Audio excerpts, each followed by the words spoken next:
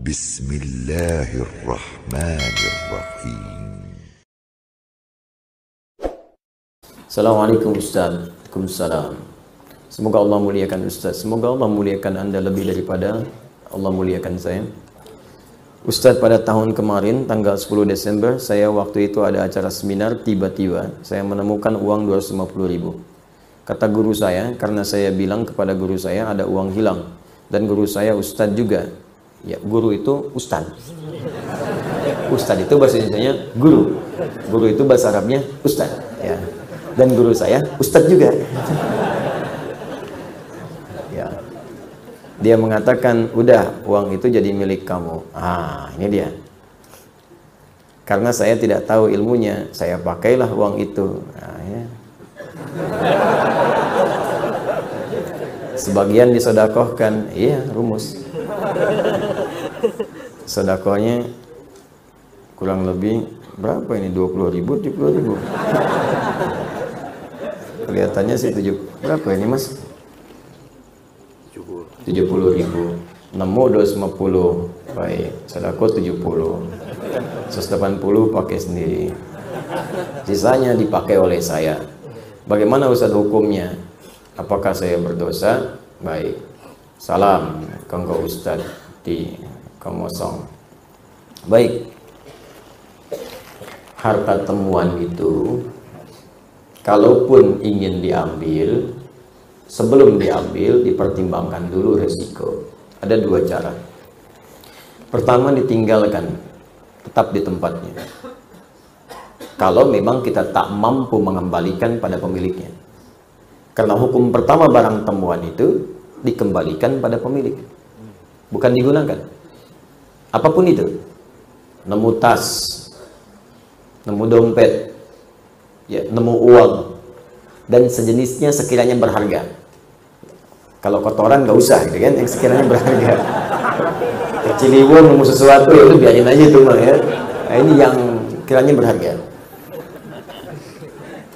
Kalau Anda sudah dapatkan itu, artinya Anda temukan, maka hukum pertama, jika punya kemampuan dan Anda ingin mengambilnya, maka kewajiban langsung melekat kepada Anda untuk mengembalikan pada pemiliknya.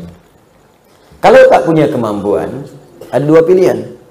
Imam meninggalkan itu supaya resiko beban tidak berpindah kepada Anda. Atau yang kedua, Anda infokan pada orang lain yang mungkin lebih tahu dan lebih mampu untuk mengembalikan itu. Biasanya di sini ada pihak berwajib. Ya, sini ada saudara kita, misalnya ada Pak Eli, ada yang lain. Kembalikan lewat orang atau yang punya kemampuan, punya instrumen untuk melacak itu. Pak, saya menemukan uang ini, Pak. Saya tidak tahu pemiliknya siapa. Tapi yang kita rujuk itu punya kemampuan untuk melacak, ditemukan di mana, bisa melihat sidik jari, macam-macam dan sebagainya. Yang kira-kira bisa dikembalikan dengan nilai berharga, ya.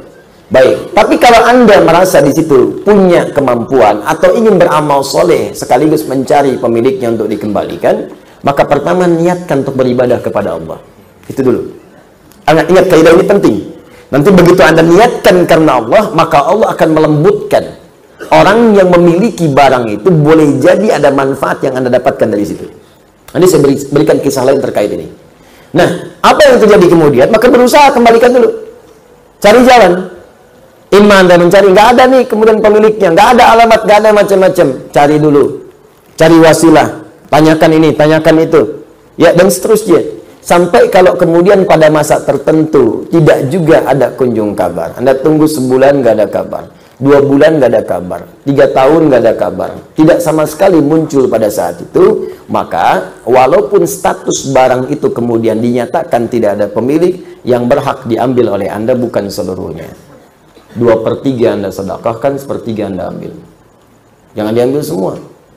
Ya, berikan kepada yang lain dulu. Hak yang lain berikan, Anda ambil sebagiannya. Jelas di sini? Baik. Tapi yang saya katakan sekali lagi, lebih baik kalau pun tak mampu, Anda serahkan kepada yang punya kemampuan untuk merujuk. Tapi kalau Anda kira-kira punya rasa, kayaknya si fulan nih, Anda ambil dan niatkan kepada Allah. Di situ nanti ada hal yang sangat indah. Pernah terjadi kejadian, seorang pejabat di Indonesia umrah, membawa uang cukup banyak, 3 miliar di kantongnya. Ya, pakai dolar dia bawa itu. Ini kisahnya tercerita langsung ke saya. Begitu kemudian teman-teman didapatkan itu, ketinggalan di bandara. Ya karena dia mau niat ibadah, ya sudahlah, biarin aja gitu kan. Dia jalan aja, sudah macam-macam. Tiba-tiba ada yang ngantarkan. Pak, katanya saya menemukan ini kayaknya punya bapak tadi. Dia, oh iya betul deh, katanya punya saya ini. Nih silakan.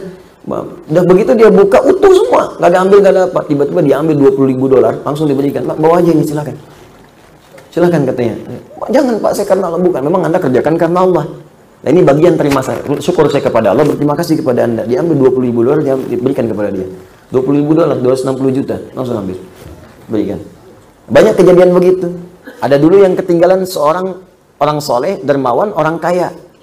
Ketinggalan teman-teman sekalian, mutiara hadiah untuk putrinya.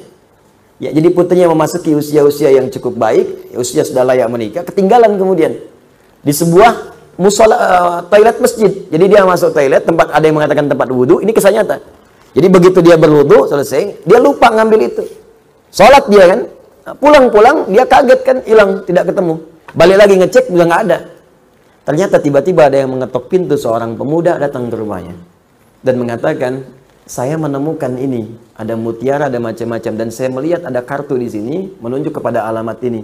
Saya pikir mungkin kartunya tidak penting, tapi saya lihat mutiara ini nampaknya sangat penting bagi Bapak. Silahkan Pak dicek lagi apa ada yang hilang atau ada hak-hak yang belum saya kembalikan.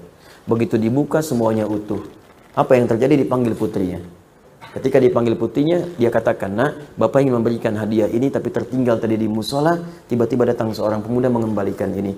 Pemuda ini boleh jadi bukan mutiaranya yang penting, tapi pemuda ini yang dikirimkan oleh Allah menjadi bagian hadiah untukmu.